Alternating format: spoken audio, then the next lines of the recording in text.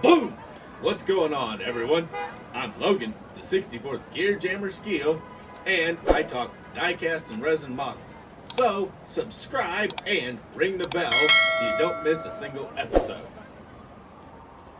I heard about a really cool Diamond Reo Raider in Seattle, Washington area.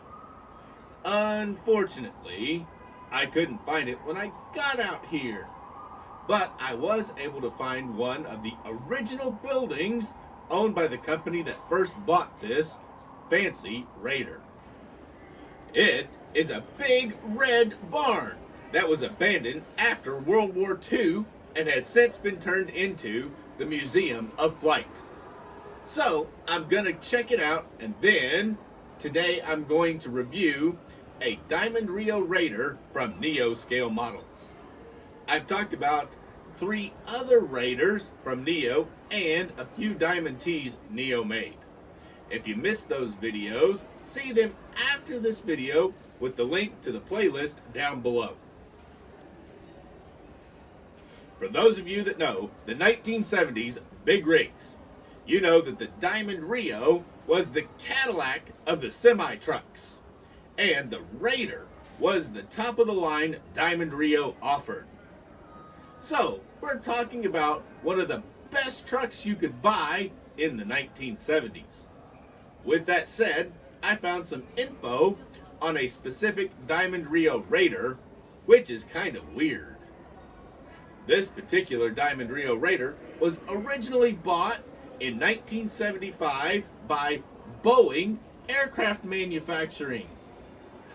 Kind of funny that they would spring the extra cash for such a fancy truck, as most companies are pretty cheap when it comes to buying trucks. But Boeing bought it and used it. The truck was used to pull a 44,000-pound foam tank at Boeing Field in Seattle, Washington. This was in the event of an airplane crash. So basically, Boeing bought a premium truck to haul a tanker in firefighting operations. Weird, huh? Boeing spec'd it out with a 430 horsepower 8V92 Detroit diesel and an Allison automatic transmission. Talk about big power for the 1970s. But it makes sense. They want that 44,000-pound foam tanker to the crash site fast. No information on whether it ever responded to a plane crash. But with the possibilities of a crash, I would imagine that it did. Even though, with this truck, it would be better to have it and not need it than to not have it and need it. In 1999, Boeing donated the truck to the Kenmore Fire Department. Very nice of Boeing, as fire apparatus for departments is very expensive and often impossible to get due to budgeting issues. The Kenmore Fire Department used this donated Diamond Reo Raider to haul a van trailer for fire training at different fire stations the department has.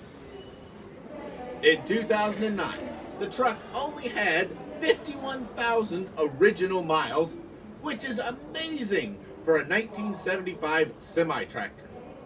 It also still had its original engine, transmission, drivetrain, suspension, and interior. The suspension was a Hendrickson pad suspension instead of air ride suspension. The sun, though, had not been kind to the paint, and it had faded some. But everything else was in great shape. Being a working fire truck its entire life, it only makes sense that it would have been meticulously maintained and everything working perfectly.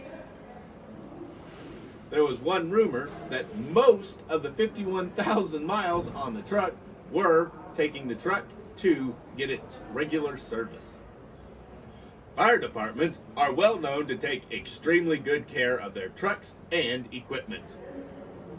A model of this former Boeing Diamond Reo Raider fire truck in its original 1975 paint would make an awesome addition to our collections. Maybe someday someone will make it in 64th scale. In the meantime, we'll have to make do with the ones that Neo made in diecast and resin. Now, let's head on down to the rock quarry and talk about the last Diamond Reo I haven't talked about already. And this is the 1974 Diamond Reo Raider with a set forward axle configuration and sleeper by Neo Scale Models. And here you go, guys, is the item number, Neo 64091. Now you have aluminum quarter fenders. They're painted silver here. 5-spoke Dayton wheels with silver rims.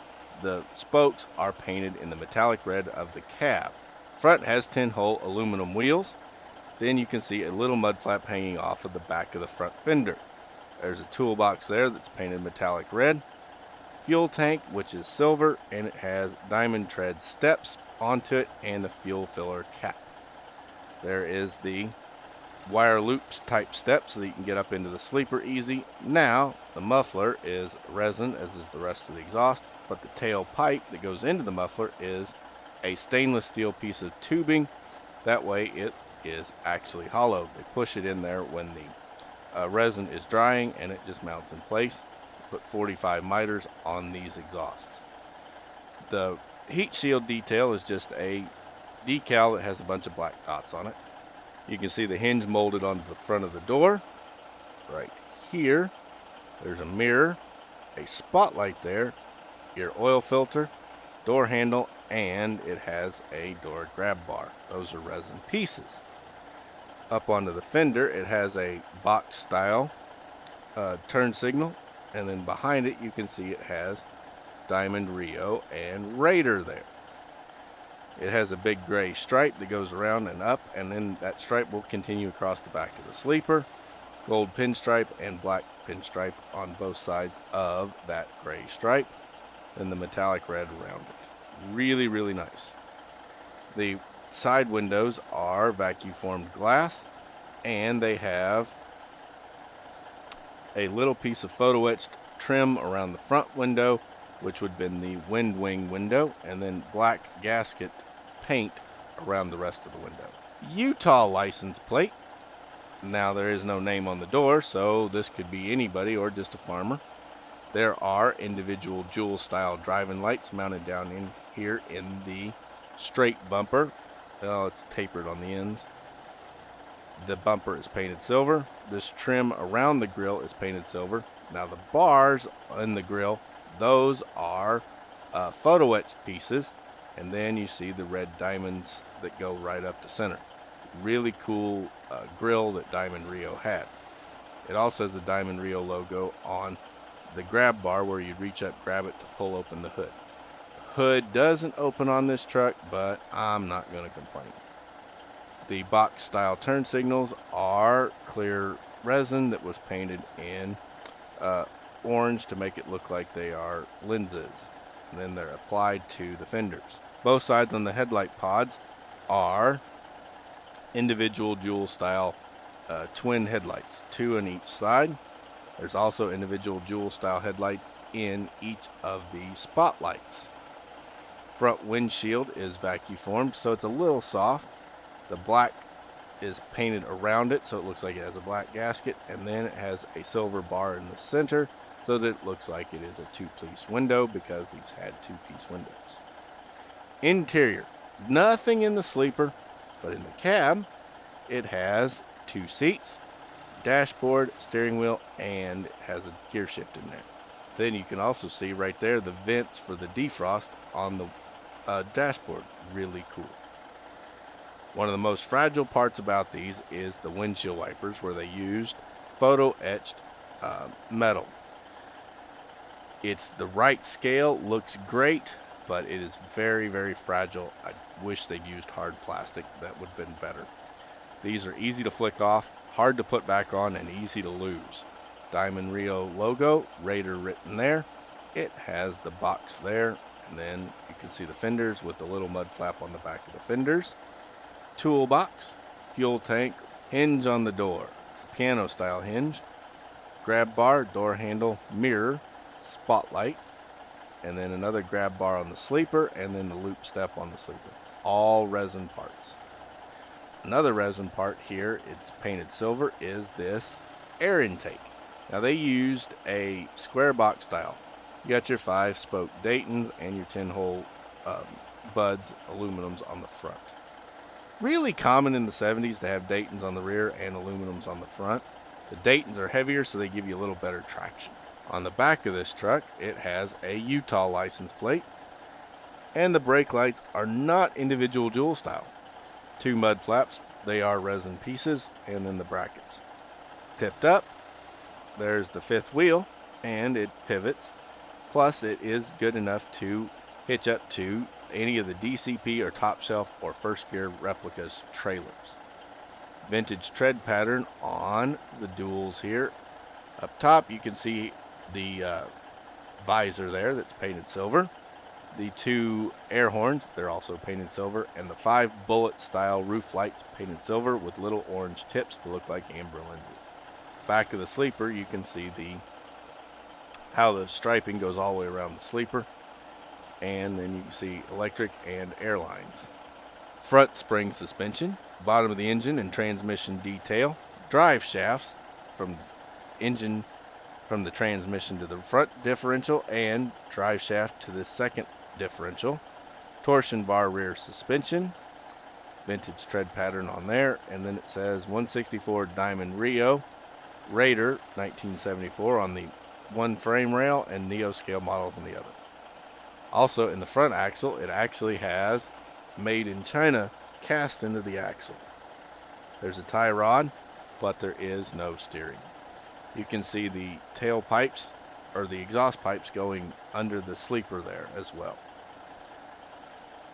Now, it doesn't have any steering, doesn't have an opening hood or opening doors. That's one of the trade-offs we get with resin. We get very low production numbers and very limited quantities, but we lose some of the functionality that our die-cast models do.